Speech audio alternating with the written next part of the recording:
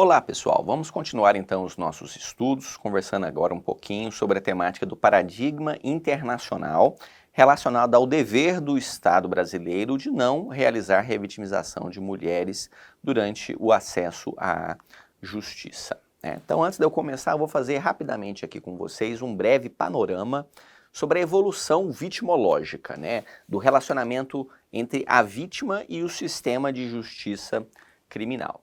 Eu poderia dizer que existem 6 fases históricas dessa evolução dos direitos das vítimas no sistema criminal.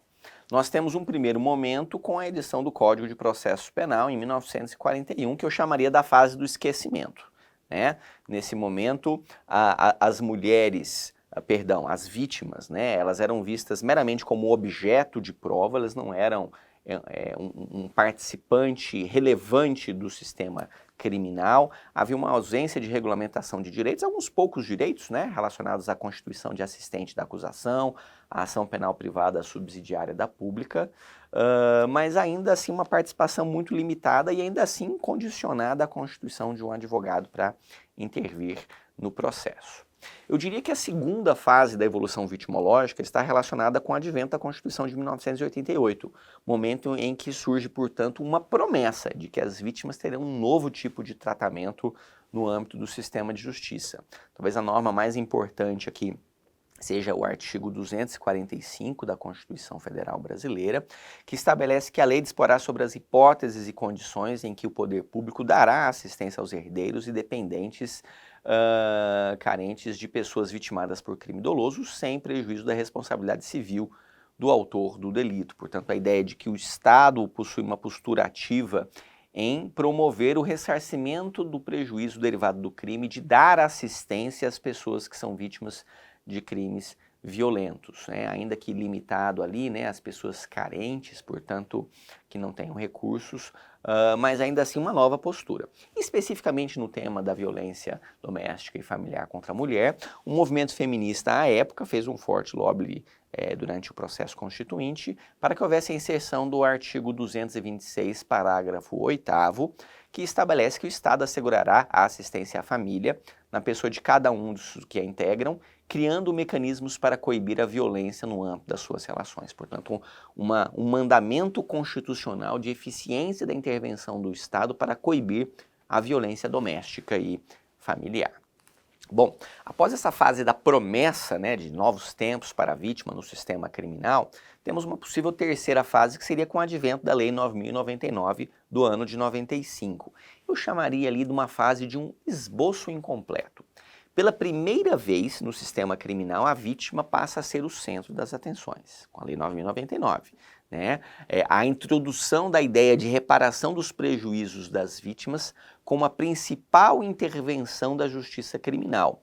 Uma intervenção que se abre para mecanismos alternativos de justiça, especialmente a realização de acordos processuais com a transação penal e a suspensão condicional do processo, em ambos os casos tendo a reparação do prejuízo da vítima como uma ferramenta, ali, uma finalidade importante da intervenção criminal.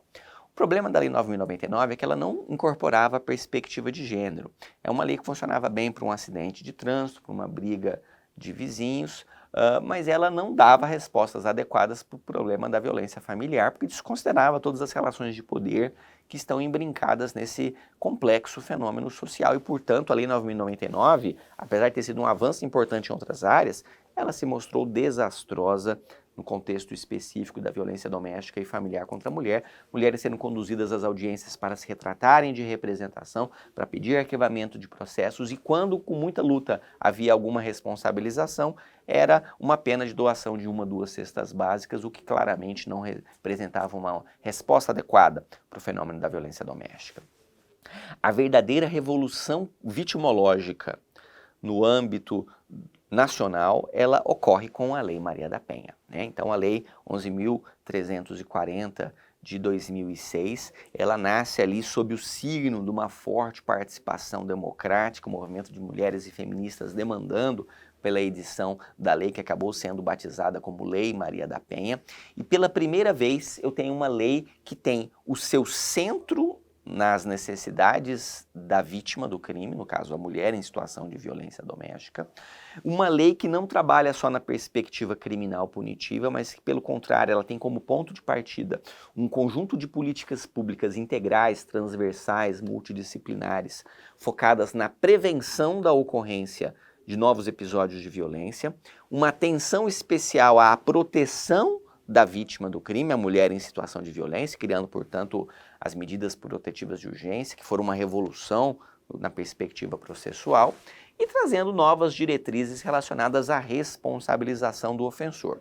O grande dilema nessa temática da violência contra a mulher é que, historicamente, esse é um crime que vinha de uma invisibilização social. E, portanto, com a Lei Maria da Penha, eu trago uma visibilidade para esse crime. Portanto, promover a responsabilização do autor da violência passa a ser uma parte importante desse projeto mais amplo de dar visibilidade política ao tema da violência doméstica e familiar contra a mulher, deixar de entender que seria um crime de menor potencial ofensivo e entender isso como uma grave violação de direitos humanos, né? Essa revolução vitimológica operada pela Lei Maria da Penha, ela está alinhada com as diretrizes do direito internacional relacionadas à prevenção da vitimização, né, o enfrentamento da vitimização. Segundo a literatura especializada, existem 3 tipos de vitimização: a primária, a secundária e a terciária. Vitimização primária é aquela que decorre diretamente da prática do crime. Então, quais são as formas de vitimização primária? Né? O prejuízo econômico ou moral que vem em razão do crime, portanto, a necessidade de reparação desses prejuízos. A sensação de insegurança que vem em razão do crime ou do risco de reiteração de uma determinada conduta e, portanto, demandas de proteção à vítima do crime. E, por último, né, determinadas consequências de ordem física ou psicológica que advenham em razão do crime, uma lesão que foi praticada, um tratamento de saúde, um tratamento psicológico, e, portanto, demandas de assistência a essas necessidades específicas da vítima. Isso tudo está dentro do campo do enfrentamento da vitimização primária, ou seja, dos efeitos negativos derivados diretamente da prática do crime. Existe um segundo tipo de vitimização, que é a chamada vitimização secundária ou revitimização. É aquela em que a vítima, nas suas interações com as instituições oficiais do Estado encarregadas de persecução penal, vem a sofrer novas formas de violências pelas instituições que deveriam estar protegendo-a. Então isso dialoga diretamente com a ideia de respeito à vítima nas suas diversas interações com a polícia, com o Ministério Público, com a sua defesa, com o judiciário, né? Acolhimento dessa vítima, né? Um tratamento humanizado, não recriminar a vítima por ter sofrido o crime, né? A ideia de participação, ou seja, eu tenho que dar a oportunidade dessa vítima envolver-se no processo, entender o que está acontecendo e, portanto, o direito à informação, né? Eu só posso ter participação se eu tenho a informação adequada e a orientação adequada para participar de forma ativa e eficiente, né? Aliás, nesse ponto, a Corte Interamericana de Direitos Humanos já tem uma condenação do Estado brasileiro, no caso Favela Nova Brasília, no sentido de que o Brasil não proporciona um espaço adequado de participação das vítimas no processo penal. Portanto, é necessário ampliar esse espaço para que as vítimas de crimes tenham maior oportunidade de colaborar com o funcionamento da justiça, de serem ouvidas, que as suas opiniões sejam levadas em consideração para a tomada de decisões que possam de alguma forma afetá-la, não que necessariamente o que a vítima falar vai ser seguido, mas ouvi-la e levar em consideração. Isso é um aspecto importante do sistema de justiça. E por último, nós temos ainda uma terceira perspectiva de vitimização, que é a chamada vitimização terciária. É aquela derivada das consequências negativas do crime em relação à sociedade como um todo em relação à vítima do crime. Portanto, uma proteção social contra a estigmatização, né? Que haja uma reabilitação da reputação daquela pessoa na comunidade, no seu círculo de relacionamentos, em razão da prática do crime, né? E, portanto, uma valorização dessa vítima diante da sociedade, né? Então, esses aspectos todos, né, de enfrentamento, de atenção às necessidades das vítimas, de enfrentamento às diversas formas de vitimização, eles foram devidamente abordados no âmbito da Lei Maria da Penha, né? Nós poderíamos dizer que há uma quinta fase ainda dessa evolução vitimológica relacionada às reformas processuais posteriores, que em alguma medida ampliaram aquelas disposições da Lei Maria da Penha para outros crimes em geral, a reforma do sistema cautelar, que introduziu no artigo 319 do CPP, medidas cautelares muito parecidas com as medidas protetivas de urgência, o que não torna as medidas protetivas de urgência cautelares criminais. Na verdade, o sistema processual é que copiou regras da Lei Maria da Penha, né, a ampliação dos direitos das vítimas, lá no artigo 201 do CPP. E hoje eu diria que nós estamos em uma última fase, que é a fase da expectativa da consolidação da atenção aos direitos das vítimas, né? Tivemos a recomendação do CNJ, a recomendação do CNMP para ampliar essa atenção às vítimas, e hoje estamos no aguardo do advento do denominado Estatuto das Vítimas, né? Um diploma jurídico que efetivamente amplie essa possibilidade de participação de vítimas no sistema criminal e de efetivar atenção às necessidades dessas vítimas, né? Bom, como eu já mencionei no nosso encontro anterior sobre direitos das mulheres, nós temos alguns marcos internacionais importantes de direitos das mulheres, né? E especificamente no âmbito do sistema de justiça interamericano, nós temos duas convenções internacionais que são importantes: a Convenção Americana sobre os Direitos do Homem, né, o chamado Pacto de São José da Costa Rica, que entrou em vigor em 1978 e o Brasil ratificou em 92, através do decreto 678, né? Mais adiante, em 1998, o Brasil aderiu à aceitação da jurisdição da Corte Interamericana de Direitos Humanos, pelo decreto legislativo número 89, portanto o Brasil se submete à jurisdição da Corte Interamericana, ao Sistema Interamericano de Justiça, que na verdade não é só a Corte, abrange também a Comissão Interamericana, e mais adiante, como nós já conversamos, a Convenção Interamericana para Prevenir e Punir e Erradicar a Violência contra a Mulher, conhecida como Convenção de Belém do Pará, foi incorporada no nosso ordenamento jurídico em 96, e essa Convenção dos Direitos das Mulheres também remete nos seus artigos 11 e 12 ao Sistema de Justiça Interamericano, à Comissão Interamericana, à Corte Interamericana. Portanto, a partir dessa submissão do Brasil ao sistema interamericano de justiça, algumas decisões começaram a ser dadas, né?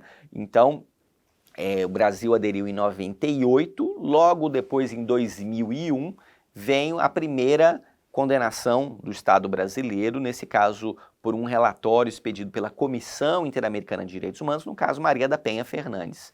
Reconhece-se que o Estado brasileiro foi omisso em dar uma resposta adequada ao caso da Maria da Penha. Maria da Penha tinha sido vítima de uma tentativa de, na época ainda se chamava homicídio, hoje nós chamaríamos de feminicídio, né? Em 1983, e até 2001, o seu ex-companheiro ainda estava solto, não tinha sido responsabilizado, apesar de já ter tido 2 vezes recebido condenações criminais pelo Tribunal do Júri, ainda estava solto. E, portanto, a partir do reconhecimento da falha do Estado brasileiro em atuar com devida diligência, a Comissão Interamericana expede diversas recomendações, que depois foram aceitas e acolhidas pelo Estado brasileiro. Hoje estamos em fase final de monitoramento da efetiva implementação dessas recomendações. Mas as importantes para nós aqui, para destacarmos, são as recomendações 4A, que indicam medidas de capacitação e sensibilização dos funcionários judiciais e policiais especializados para que compreendam a importância de não tolerar a violência doméstica. Então, entender e sensibilizar os funcionários do sistema de justiça e policial para a gravidade do tema, né? E a linha E inclui em seus planos pedagógicos unidades curriculares destinadas à compreensão da importância e do respeito à mulher e dos seus direitos reconhecidos na Convenção de Belém do Pará, bem como o manejo dos conflitos familiares, né? Então, essas recomendações da Comissão Interamericana, elas foram muito importantes para adiante ensejar um ambiente político favorável à aprovação da Lei 11.340, que acabou sendo batizada com o nome de Maria da Penha, em homenagem a essa sobrevivente e todo o trabalho de luta pelos direitos das mulheres que ela tem feito, né? Além desse precedente importante da Comissão Interamericana, a Corte Interamericana já decidiu em 12 oportunidades casos relacionados ao Estado brasileiro, Em um desses casos houve a improcedência, portanto nós temos 11 condenações do Estado brasileiro, até o momento que eu faço essa gravação, em setembro de 2023. Né? Então, rapidamente, né, um panorama dos principais casos decididos pela Corte Interamericana relacionados ao Brasil. Nós temos o caso Ximenes Lopes, de 2006, o caso Nogueira de Carvalho, que esse foi julgado improcedente, o caso Garibaldi, de 2009, o caso Escher, também de 2009, nessa época é uma sequência de casos relacionados à violência contra trabalhadores rurais, conflitos agrários no campo seguidos de morte de trabalhadores rurais. O caso Gomes Lund e outros, também conhecido como caso da guerrilha do Araguaia, portanto, uma discussão sobre o dever do Estado brasileiro de recuperar a verdade desse episódio histórico. O caso dos trabalhadores da Fazenda Brasil Verde, portanto, também trabalhadores rurais. O caso Cosme Rosa, Genoveva, Evandro Oliveira e outros, também conhecido como Favela Nova Brasília. Esse é um caso específico de violência policial em comunidades de exclusão social, de crimes sexuais praticados por policiais durante essa ocupação de uma área e que, incidentalmente, trouxe uma crítica à não participação das vítimas no processo penal brasileiro. Né? Nós temos o caso Povo Indígena Chucuru, de 2018, uma questão relacionada ali a direitos indígenas, conflitos com garimpeiros e pessoas que ocupavam a área. O caso Vladimir Herzog, um episódio específico da época da ditadura do Brasil. O caso dos empregados da fábrica de fogos de Santo Antônio de Jesus, de 2020. Esse é um caso de direito trabalhista, né, segurança nas relações de trabalho. Nós temos um caso que é extremamente importante para nós, que é o caso Márcia Barbosa de Souza e outros, de 2021. Esse era um caso de feminicídio, ainda que não tenha um nome na época. E daqui a pouco eu vou entrar em detalhes sobre ele. E o caso Salles Pimenta, que recentemente houve julgamento no ano de 2022, também um caso de assassinato de um defensor de direitos humanos, um advogado que defendia comunidades de trabalhadores rurais e que foi assassinado, e uma omissão do Estado brasileiro em dar resposta a esse caso. Só fazendo parênteses importantes aqui, a maioria dos casos decididos pela Corte Interamericana de Direitos Humanos são relacionados a omissões do Estado brasileiro em dar uma resposta adequada, em punir os autores de violências, autores de crimes. Né? Então, fazendo rapidamente um recorte de dois casos que são importantes para a nossa discussão aqui, né? O caso Favela Nova Brasília de 2017, ele era relacionado a uma operação policial que aconteceu no ano de 94, na favela do Complexo do Alemão, no Rio de Janeiro. Houve a morte de 13 pessoas, 3 estupros de mulheres durante essa ocupação policial, né, e mulheres dizendo que isso aconteceu com relações com os policiais. Em 95, uma outra operação na sequência, no mesmo local, matou outras 13 pessoas. Todas essas mortes eram sempre documentadas como auto de resistência e não havia uma profunda investigação dos contextos em que as mortes ocorreram e absolutamente ninguém havia sido responsabilizado até o julgamento do caso pela Corte Interamericana. E, portanto, a Corte condena o Brasil no sentido de que há um ambiente propício a proliferar manifestações de violência policial e faz uma crítica do acesso à justiça por vítimas de crime no Brasil, entendendo que o sistema processual penal brasileiro não permite uma participação efetiva das vítimas, que as vítimas acabam tendo um papel residual, secundário e de pouca relevância no sistema de justiça criminal e, portanto, recomendando ao Brasil que faça alterações na sua legislação e nas suas práticas judiciárias para proporcionar uma maior participação das vítimas. Temos aqui ainda um outro caso que é importante para nós, que é o Márcia Barbosa de Souza. A Márcia, ela havia sido vítima de homicídio por asfixia e ocultação de cadáver, uma circunstância que hoje chamaríamos de feminicídio, praticada em 98 por um deputado estadual da Paraíba, com quem essa mulher tinha uma relação afetiva. Ela era uma mulher pobre, negra, de periferia, né? O ofensor era um deputado estadual, portanto um homem com poder político e econômico. O julgamento dele foi marcado pela ausência de uma perspectiva de gênero, houve um grande atraso em razão da imunidade parlamentar. O dia que houve autorização de processamento após ele perder o mandato, todo o julgamento foi sem perspectiva de gênero, a todo momento a mulher sendo acusada de ser uma garota de programa, de ter seduzido um bom pai de família, quer dizer, a mulher sendo julgada pelo crime, quando na verdade ela estava morta e era o homem que tinha praticado a violência em relação a ela. Né? Houve ainda uma influência do poder econômico e político do réu durante o julgamento. No final das contas, demorou tanto ter esse julgamento que o próprio réu morreu logo após a condenação, mas ainda antes de iniciar cumprimento da pena e, portanto, no final não houve nenhuma responsabilização efetiva. E aí a corte condena o Brasil pela demora no julgamento, pelo julgamento sem perspectiva de gênero e estabelece obrigações de não repetição dessas violações de direitos, especialmente a necessidade de se criar um protocolo nacional de investigação de crimes de feminicídio, de haver uma melhor capacitação dos agentes públicos para atuar nesses contextos e especialmente para o estado da Paraíba, algumas recomendações específicas. Bom, então, desse panorama, né, breve que eu trouxe aqui, a gente já consegue ver que há no direito internacional dos direitos humanos um conjunto de diretrizes relacionadas à participação das vítimas no processo penal. Além dessas decisões do sistema interamericano, eu destaco aqui a Declaração dos Princípios Básicos de Justiça relativo às vítimas da criminalidade e de abuso de poder, editada pela ONU em 1985, né, e que considera que vítima é toda pessoa que sofre um atentado à sua integridade física ou mental, um sofrimento de ordem moral, uma perda material ou um grave atentado aos seus direitos fundamentais, né? Essa mesma declaração, ela perspectiva 3 tipos de vítimas: a vítima direta, a vítima indireta e a vítima potencial.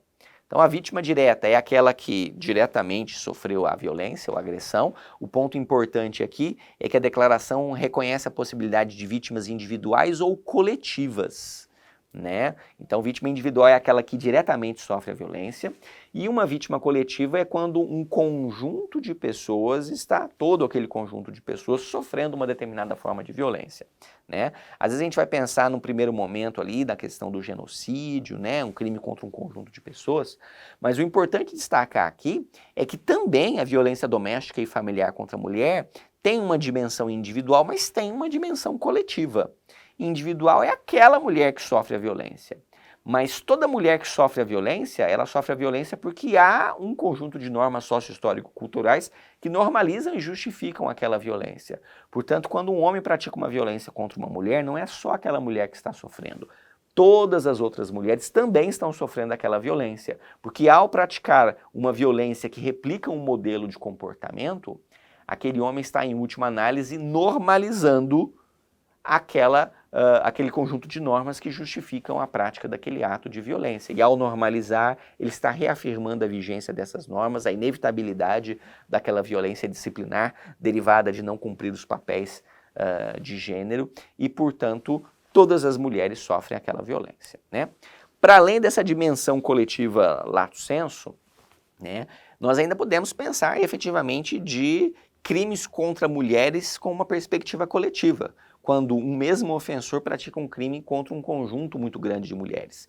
E os exemplos mais usuais são aqueles de estupros seriais, né, serial killers de mulheres, né, ou então quando líderes religiosos, médicos, líderes esportivos, né, técnicos, vêm a praticar atos de assédio sexual, de violência sexual contra um conjunto de mulheres que supostamente estariam ali sob sua autoridade. Então, isso tudo poderia ser reconduzido à ideia de uma vítima coletiva, quando há um conjunto de mulheres que sofrem o mesmo tipo de violência no mesmo contexto, na mesma situação. Essas são as vítimas diretas. Vítimas indiretas são os familiares próximos, os dependentes da vítima direta, os seus beneficiários ou sucessores. Pessoas que vão sofrer também consequências do crime, ainda que não tenham sido aqueles que diretamente foram alcançados pela prática do crime. Então, familiares e vítimas, pessoas próximas, também são vítimas indiretas e, como tal, merecem uma atenção especial por parte de nós, do sistema de justiça, né? E por último aqui nós temos a vítima potencial. São pessoas que, ainda que não tenham sofrido a violência, elas têm o risco de virem a sofrer a violência. E porque têm o risco de sofrer uma violência, também merecem uma atenção especial. Normalmente nós vamos chamar, né, de vítimas potenciais as testemunhas do crime ou pessoas que apoiam a vítima, que ajudam ela a enfrentar as consequências do crime e, por estarem apoiando a vítima, podem vir a sofrer violências de retaliação em relação a esse auxílio, né? A Lei Maria da Penha, no seu artigo 22, inciso 3, a linha A, estabelece a possibilidade de concessão de medidas de proteção para a ofendida, para os seus familiares e também para as testemunhas. Então, familiares e testemunhas também são vítimas potenciais, familiares vítimas indiretas, né? Testemunhas vítimas potenciais. E a lei em Riboral dá um passo além, né? Além dessas três categorias, ela acrescenta ainda os noticiantes ou denunciantes, pessoas que, ainda que não sejam testemunhas, acompanham a vítima para trazer a notícia do crime para as autoridades de persecução, portanto, que estão apoiando a vítima a fazer a denúncia criminal. Essas pessoas, segundo a lei em Riborel, também têm direito a receberem medidas de proteção. Em última análise, penso que essas duas normativas, dentro de uma interpretação sistemática, permitem expandir o conceito de vítima no direito brasileiro para incorporar essa perspectiva internacional de vítimas diretas, vítimas indiretas e vítimas potenciais, né? Eu vou fazer uma pausa agora e aí na sequência eu continuo analisando as medidas de reparação previstas no direito internacional para as vítimas de crime.